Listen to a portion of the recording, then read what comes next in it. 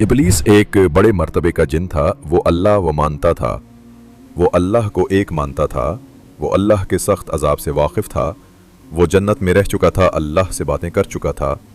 ज़ाहिर है कि उसका ईमान किस दर्जे का रहा होगा, लेकिन ये दुनिया का सबसे बड़ा इबरतनाक वाक़या है कि वही इबलीस दुनिया जहान के बदनसीबों में सबसे बढ़कर बदनसीब निकला। जो लोग चाहते हैं कि ईमान की सलामती के साथ ज़िंदा रहें और ईमान की सलामती ही के साथ मरें, उनके लिए इबलीस के इबरतनाक वाक़े में बड़ी नसीहतें हैं। कुरान मजीद में इस बदनसीब का हाल जगह जगह बयान हुआ है, जो इस तरह है।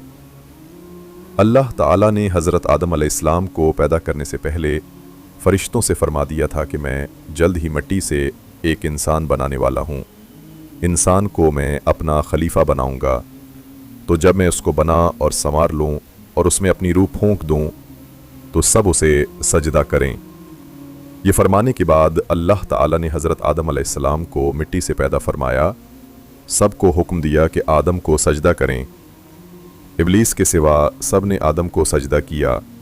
इबलीस जुनों में से था और वो आग से पैदा किया गया था। इबलीस ने आदम को सजदा नहीं किया तो अल्लाह ताला उस नाफरमानी पर नाराज़ हुआ। फरमाया, तूने मेरे हुक्म को क्यों टाला, आदम को सजदा क्यों नहीं किया। बोला, ए अल्लाह, मैं उसे सजदा क्यों करता जबकि मैं उससे बेहतर हूँ। तूने मुझको आग से पैदा किया और आदम को मिट्टी से बनाया। इबलीस के उस जवाब में गुरूर था। अल्लाह ताला को गुरूर पसंद नहीं। गुरूर की वजह से अल्लाह ताला इबलीस से नाराज़ हो गया। नाराज़ होकर फरमाया, अच्छा तू निकल जा मेरी उस जन्नत से, तू उस लायक नहीं कि यहाँ रहकर घमंड करे, दूर हो यहाँ से। तो इबलीस को चाहिए था कि अल्लाह ताला को नाराज़ देख झट सजदे में गिर जाता और अपनी गलती की माफ़ी मांगता, लेकिन उस बदनसीब ने ऐसा नहीं किया। उसे आदम से हसद पैदा हो गया था कि उसके होते हुए आदम को ये बड़ाई क्यों दी गई। वो अपने घमंड में चोर और अंधा हो रहा था। उसने देखा कि अल्लाह ताला ने उसे बुरी तरह फटकार दिया, अपनी जन्नत से निकल जाने का हुक्म दे दिया, तो वो अल्लाह की रहमत ही से मायूस हो गया। उसे किसी हाल में अल्लाह की रहमत से मायूस नहीं होना चाहिए था।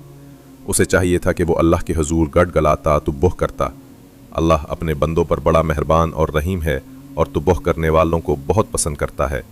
अल्लाह ज़रूर उसे मुआफ़ कर देता, मगर हसद, गुरूर और मायूसी की वजह से इबलीस की अक्ल पर पत्थर पड़ गए थे। तुब्बुह करने के बजाय उसने अल्लाह ताला को बड़ी डटाई से जवाब दिया। बोला, तू खुद मुझे ज़लीलो ख्वार करना चाहता था, इसीलिए तूने आदम को ये बड़ाई दी। तूने मेरी राह में रोड़ा अटकाया। अच्छा, तू अब मैं ऐसा ज़रूर करूँगा कि जिसको तूने ये बड़ाई दी मैं उसकी जड़ बुनियाद उखाड़ फेंकूँगा। मैं तू डुबा ही उसे भी ले डूबूँगा।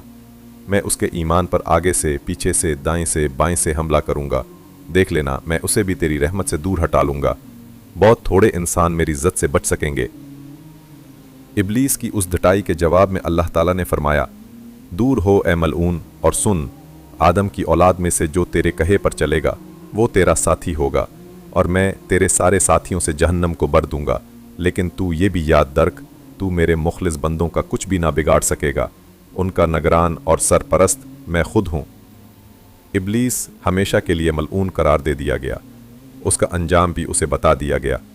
साथ ही ये भी बता दिया गया कि जो इबलीस की पैरवी करेगा उसका अंजाम भी इबलीस के साथ होगा। उसका और उसके साथियों का ठिकाना जहन्नम करार पाया।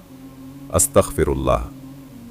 हमने जब उस वाक़या को कुरान मजीद में पढ़ा तो हम उस नतीजे पर पहुँचे कि कोई कैसा ही बुलंद मर्तबे वाला हो और उसका ईमान ऊँचे से ऊँचे दर्जे का क्यों ना हो, लेकिन उसे अल्लाह के सामने आजिज़ी ही इख्तियार करते रहना चाहिए, गुरूर से बचना चाहिए, अपने ईमान की सलामती के लिए हर वक्त दुआ करते रहना चाहिए। मालूम नहीं दूसरे लम्हे क्या हो। नीज़ ये कि कितनी ही बड़ी गलती और कैसा ही बड़े से बड़ा गुनाह हो जाए, मुआफ़ करने वाले अल्लाह की रहमत से मायूस ना होना चाहिए। अल्लाह बड़े से बड़ा गुनाह मुआफ़ करने वाला है। शर्त यह है कि कोई अल्लाह का दामन हाथ से ना छोड़े और तौबा व इस्तिग़फ़ार से मुँह ना मोड़े।